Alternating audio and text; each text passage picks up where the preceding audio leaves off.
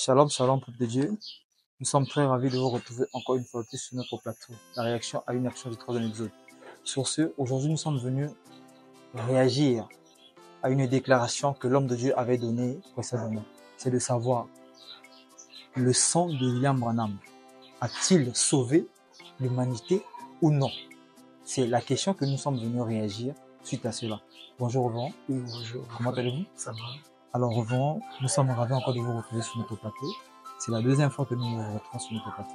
Oui. Alors, le peuple de Dieu voudrait encore savoir qui est l'homme de Dieu qui s'est positionné devant eux aujourd'hui.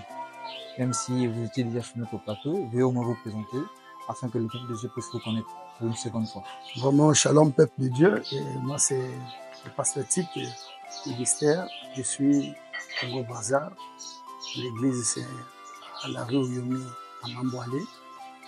C'est Banam Taberny.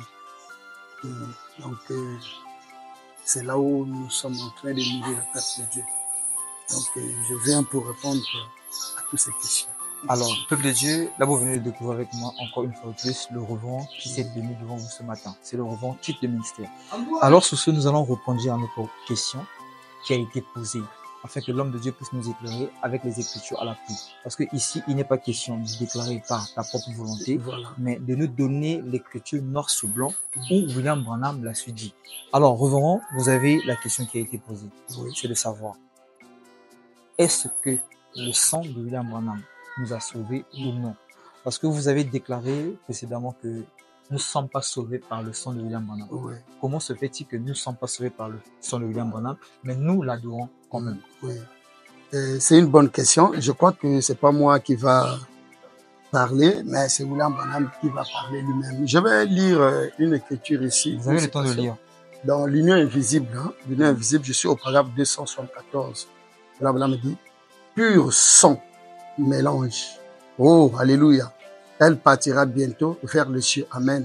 Et c'est prête. Pensez, vos vêtements lavés par l'eau de la parole ensanglantée. L'eau de la parole ensanglantée. La parole est devenue sang. La parole est devenue sang. Donc ici, il ne parle pas étant comme la parole étant comme l'homme qui est devenu sang, mais c'est la parole elle-même qui est devenue sang. La parole a saigné pour vous.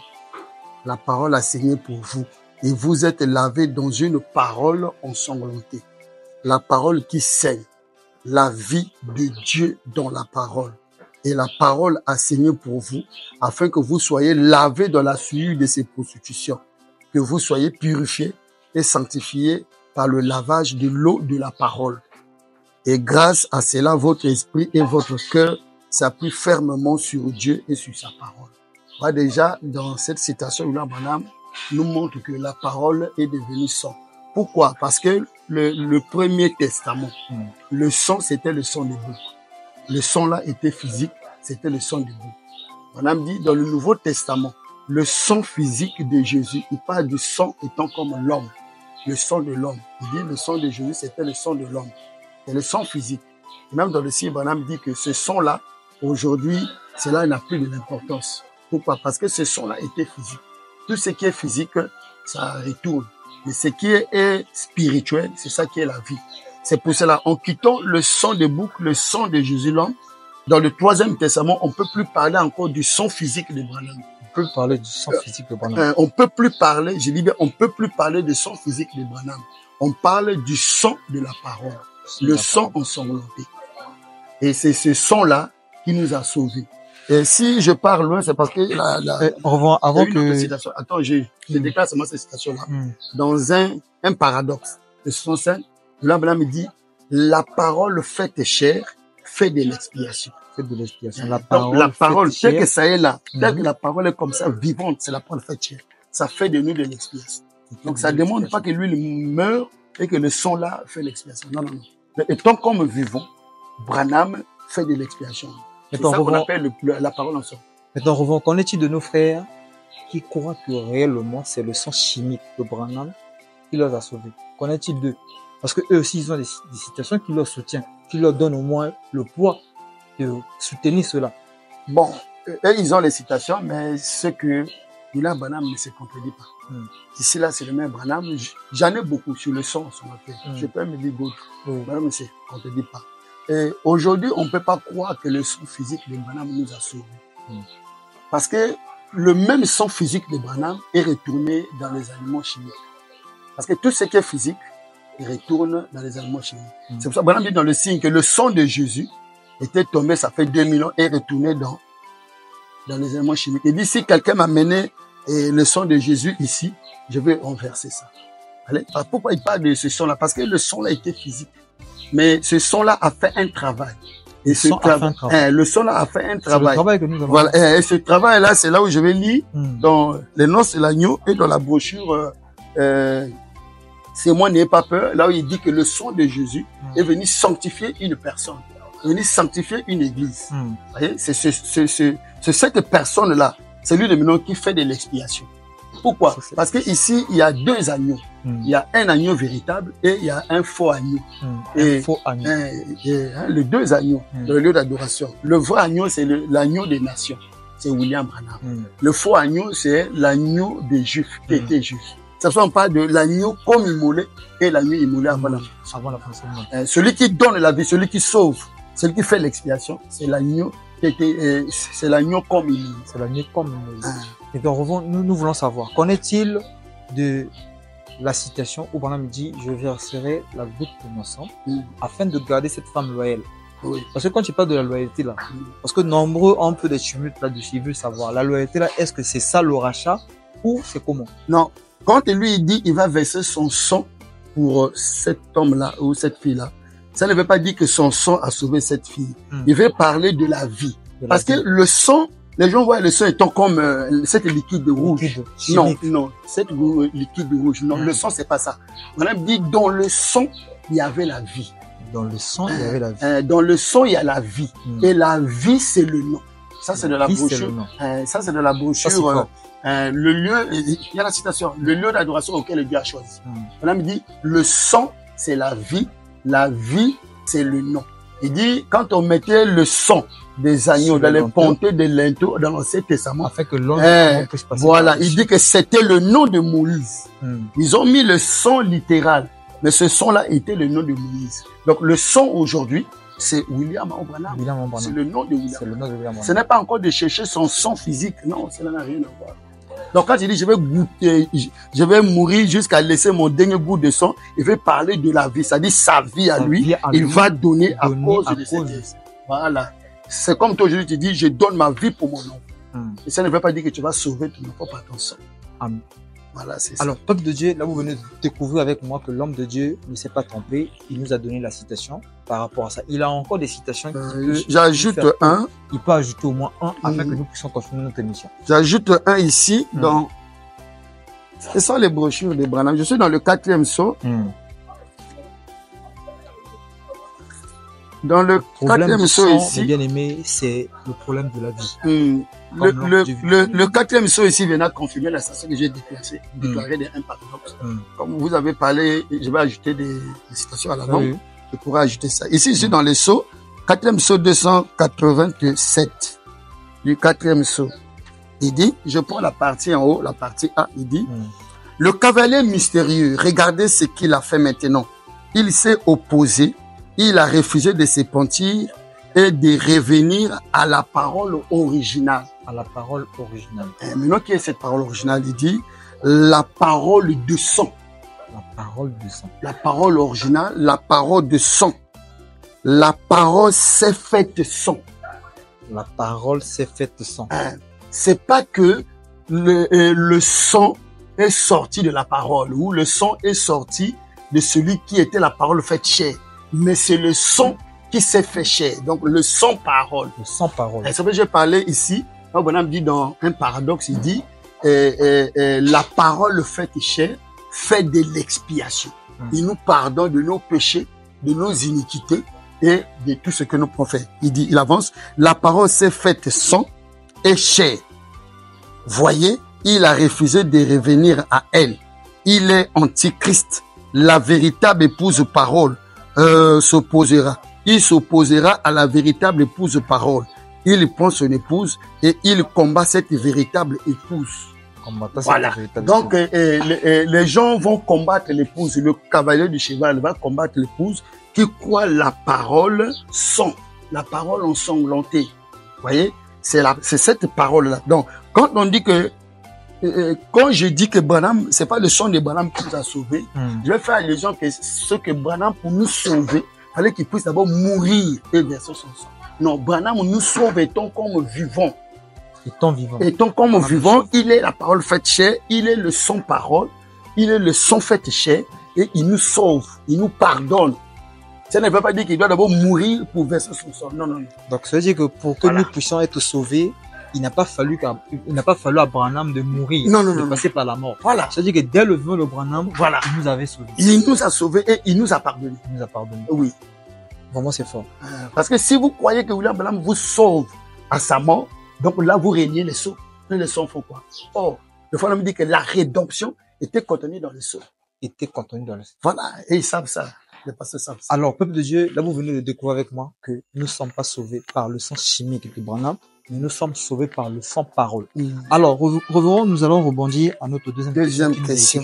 Voilà. Vous avez déclaré dernièrement que c'est le sang de Jésus qui a purifié le corps de Branham. Voilà. Alors, nous voulons savoir comment le sang de Jésus va venir purifier Branham et nous, aujourd'hui, nous adorons Branham. Voilà. Comment se fait-il?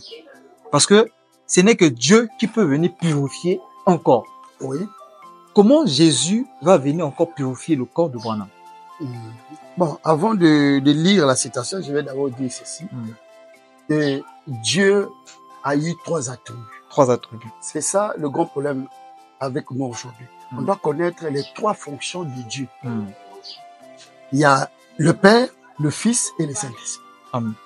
Mais nous, dans ces 3 fonctions, il y a un seul Dieu. Un seul Dieu. Et c'est seul Dieu-là qui a travaillé dans les 3 fonctions.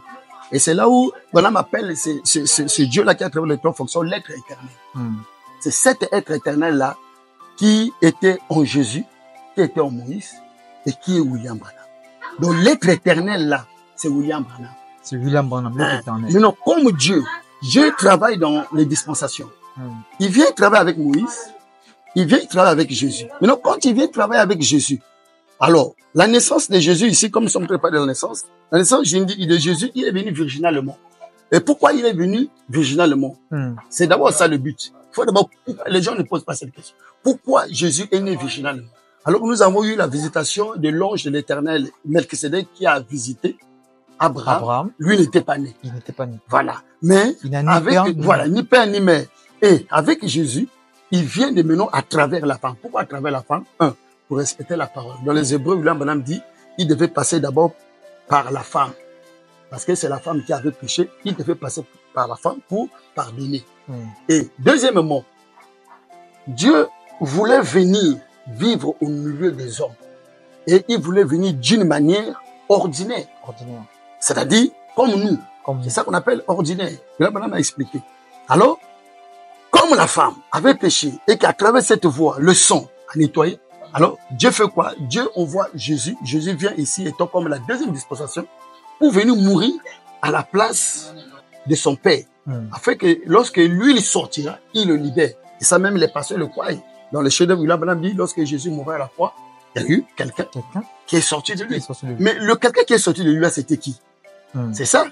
Et il croit que c'est l'épouse, c'est William Branham. Donc, c'est Branham qui est sorti de Jésus. Mais pourquoi Branham sort de Jésus? C'est afin que maintenant, lui, il puisse continuer l'œuvre de la rédemption. Mais comment il devait continuer l'œuvre de la rédemption? Il fallait que l'autre meure pour renverser le sang sur l'autre et afin que l'autre puisse continuer à faire la rédemption. Donc, y a-t-il une écriture qui soutient réellement ça? Oui, je peux la lire. Le peuple de Dieu ne peut pas croire ou ne peut pas avoir une réalité sur ce que vous avez dit. J'en ai un ici. Oui, ça sera bien comme ça. Je vais remplacer. Je vais remplacer ça là à la place de l'autre. De la brochure sur les ailes d'une colombe. Je sais pas si j'ai amené ça. Parce que c'est fort. Parce que comment Jésus va venir encore purifier Branham? Oui, c'est. Alors qu'on dit que Branham, son corps, c'était le corps parole. C'est comme s'il y a une tumulte. Non, il y a pas une tumulte. c'est seulement l'alignement de la parole. L'alignement de la parole. William Branham dit que la parole, c'est comme un jeu de puzzle. Faut seulement, je n'ai pas amené, je crois, mais j'ai la citation ici dans les... Parce que le problème là, parce que... Là-bas, William Branham dit, voilà, j'ai ça ici, j'ai préféré lire ça dans la brochure. Sur les ailes d'une colombe blanche. Hein. Je lis ça rapidement. Et version 65. Parce que c'est une question. Si les brebis ne sont pas vraiment ça nécessite un enseignement. Voilà. De profondeur. C'est pas quelque chose de 20 minutes que nous sommes en train de parler. Je pense sur les ailes d'une colombe blanche, le paragraphe 80. Paragraphe 80. Le peuple de Dieu, retenez les paragraphes ainsi que les citations que l'homme de Dieu entend de vous donner. Cela pourrait vous... Nous, on ne donne pas les citations de nous-mêmes. Le pourquoi le sang de Jésus est venu nettoyer Branham. Voilà. Je vais lire deux seulement. Hein. Paragraphe 80, j'ai dit. Écoutez comment Branham dit ici.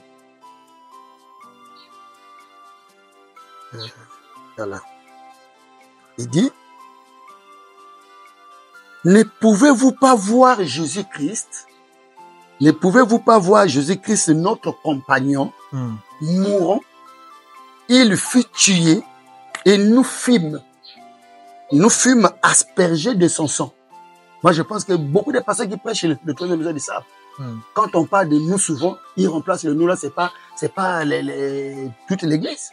Le nous là, c'est William Branham. Parce que ici, les pasteurs doivent croire toute la parole. Le problème ici, c'est de croire toute la parole. On ne rejette pas la parole, on ne rejette pas les Écritures, mais on aligne les Écritures afin que ça donne l'image. L'alignement des Écritures. Voilà, c'est ça les plénitudes. Il dit, ne pouvez-vous pas voir Jésus-Christ, notre compagnon mourant, il fut tué, nous fûmes aspergés de son sang, afin que nous soyons relâchés en criant, Saint, Saint, Saint, Saint, Seigneur. Quel merveilleux type! Ça, c'est William Branham dit, c'est un type. Quel merveilleux type! Branham dit, je souhaitais avoir une meilleure voix. Avoir une meilleure voix. Si je continue, tu vas voir comment il parle ça. Donc ici, Jésus est mort, étant comme une colombe qui est morte pour donner le sang à une autre colombe, qui est William Branham. Les gens aujourd'hui, c'est quoi? Les gens aujourd'hui n'arrivent pas à faire la distinction entre Jésus et Branham. C'est ça le mystère de l'unité. L'unité entre le Père et le Fils. Jésus l'a répété toutefois. Moi et mon Père, nous sommes un. Moi, le Père, nous sommes un. Jésus ne faisait pas des blagues. Il savait ce qu'il disait. C'est aujourd'hui la même chose qui se retrouve entre l'unité entre William Branham et Jésus. C'est cette unité-là que les gens doivent savoir comment associer et dissocier. Donc, Jésus étant comme une colombe, il meurt, il verse son sang sur une autre colombe, qui est William Branham. Et cette colombe-là, maintenant, c'est lui qui crie Saint, Saint, Saint. Maintenant, je vais confirmer encore pour... Parce que là, les peuples de Dieu ne sont pas encore conscients de ce que vous entendez dire. Il faudrait au moins ajouter au moins une écriture. Il y en a beaucoup. Il y en a beaucoup. Même dans Vivant, Mourant, Ressuscitant, William Branham fait allusion des deux boucs. Les pasteurs savent ça. Les deux boucs. Il y a un bouc qu'on tuait et il y a un bouc qu'on prenait le sang, on versait sur l'autre. Et l'autre bouc partait faire l'expiation. Voilà. Bon, qui faisait l'expiation? Est-ce que c'est le bouc qu'on a tué ou le bouc qu'on a renversé le sang sur lui? Dans la logique, c'est le bouc qui doit aller faire l'expiation. Voilà. Mais c'est clair. Le bouc là qui est allé faire l'expiation, c'est William Branham. Mais quel est le bouc qui était mort? C'est Jésus. C'est ça. Ça, c'est fort. Ouais. Maintenant, c'est là où les gens sont en train de tâtonner parce qu'ils disent que Jésus est le diable. Donc, comme Jésus est le diable, vous ne pouvez pas marier les Écritures en disant que Jésus est le diable. Je lis ici dans la brochure, c'est moi, n'ayez pas peur. Là, William Branham dit, le paragraphe 36, Jésus a dit, n'ayez pas peur, c'est moi. Ce soir, le moi, c'est le Saint-Esprit. C'est le Saint-Esprit de Dieu qui est descendu vivre dans l'Église. Dieu a d'abord vécu dans une colonne de feu. Elle est ensuite fait chair par une naissance virginale. Pendant mes clairs, la colonne de feu a fait chair dans la naissance virginale à travers Jésus de Galilée, en Christ. Enfin, après son départ, Christ, il a sanctifié une église née par le sexe. Il a sanctifié une église née par le sexe. De sanctifier son peuple afin de vivre en eux. Ça, il parle de l'église. Donc, je vais lire une citation ici pour terminer. C'est ce que je vais terminer. Dans les noces de l'agneau, là où William Branham dit, le sang de Jésus-Christ a sanctifié la personne. Donc, une personne. Une personne. La personne. Ça, c'est fort. Les noces de l'agneau. Là, l'homme de Dieu vient encore de déclarer. Mais le problème avec nous, Rat ne déclare pas sans pourtant lire. Nous sommes une réaction à une action du troisième exode. Donc, lorsque un serviteur de Dieu, un serviteur de Branham, les noces de l'agneau, sans pourtant le lire. Ah non, il faut rejeter ça. Donc, l'homme de Dieu a déclaré quelque chose. Rejeter ça. Soutenir avec une écriture. Suivant l'homme de Dieu. Je termine ici, dans les noces de l'agneau, prêché le 21, sanctifier une personne. Le 21 novembre 62. Les noces de l'agneau. Je termine ici. Les noces de l'agneau, je suis au paragraphe 48. Prêché le 21. J'avais dit 11, donc c'est janvier. Oh, c'est ça, j'avais dit ça. Hein. Maintenant, écoutez, c'est tellement parfait que quand Dieu prie et forma l'homme. Voilà. Je crois que ça doit être ça. Et ça peut continuer. Peut-être. Maintenant, écoutez. C'est tellement parfait que quand Dieu prie et forma l'homme. Voilà. Et pour monter qu'il ne voulait pas que cela provienne de quelque chose d'autre. Voilà. La femme n'ayant pas été dans la création originelle. Voilà. C'est ça. Elle est donc pas dans la création. Mais elle est une partie d'Adam. Voilà. Elle est un produit dérivé. Voilà. Il prit la côte d'Adam. Non pas d'une créature. Voilà. Et on a fait une autre créature. Il a pris l'esprit masculin qui était dans Adam et il a pris plutôt l'esprit féminin qui était dans Adam et l'a mis dans la femme. Ainsi, il devient un par le corps et par l'esprit. Tu peux continuer. Parce qu'il y a un endroit où il dit, il sanctifie la personne. C'était un peu type. C'était un beau petit type. Continue. Voilà, c'est ça. Ce que Dieu fut au calvaire. Voilà. Il prit Christ. Voilà. L'unité. L'uni à l'église. Voilà. Par une côte fondue. Il porta le sang qui purifia la personne. Qui sanctifia la chair de l'église. Et le met l'esprit du Dieu vivant qu'il retira de Christ là à la croix et le met dans l'individu. Alors, ils sont un. Vous voyez? Amen. Ils deviennent un. Amen. Christ et vous, vous êtes un. Amen. Je crois que c'est clair. La situation est claire. Oh, là, beaucoup de personnes, même dans le deuxième mesure, ils disent que quand on parle des personnes où la personne nous voit, c'est comme si tout le monde. Tout le monde. Oh, là, Branham a bien précisé, c'est un type. Ce qui s'est passé au calvaire. Ce qui s'est passé avec Adam. Hein? Donc ici, William Branham et Jésus, c'est deux types. Un est comme l'époux, l'autre est comme l'épouse. Parce que selon la parole, William Branham joue beaucoup de rôles. Il est l'épouse, il est l'époux, il est le croyant, il est le prophète, il est Dieu, il est frère, il est pasteur, il est la... Ça dit Branham, c'est lui qui a accompli toute la parole. Amen. Toute la parole, c'est lui qui l'a accompli. C'est Branham qui a accompli toute la parole. C'est pour cela, ici, beaucoup de gens sont un peu hébétés quand on dit, par exemple, non, Branham est l'épouse. Il dit, mais comment Branham peut être l'épouse? Mais vous allez voir dans la brochure, Allumer la lumière, Branham aussi dit que Jésus était l'épouse de Jéhovah. Ça, les pasteurs le savent. Mais pourquoi on veut parler de l'épouse? L'épouse, selon Dieu, c'est là où l'esprit habite. L'esprit de Louis habitait en Jésus, a fait de Jésus l'épouse de Louis. Et lorsque l'esprit de Jésus vient habiter en William Branham, fait de William Branham l'épouse. Maintenant, Branham, lui, ici, il a compris tout. Il est l'épouse, il est la tête. Donc, il joue tout le rôle. Voilà un peu, je crois que je peux m'arrêter un peu. Alors, peuple de Dieu, là, vous venez de découvrir avec moi que l'homme de Dieu, par rapport à ces déclarations, il vient nous donner les écritures qui soutiennent ce qu'il avait à déclarer. Donc, la dernière citation que nombreux n'ont pas peut-être écoutée, je m'aimerais quand même vous le donner. C'est les noces de l'agneau de 1962, prêché le 1er janvier 62. Oui. Donc, c'est au paragraphe 48 qu'on48. parle de ça. Alors, sur ce, nous vous disons shalom. À nous revoir. Shalom, vraiment shalom. Que le Seigneur vous bénisse. Vraiment shalom. Merci.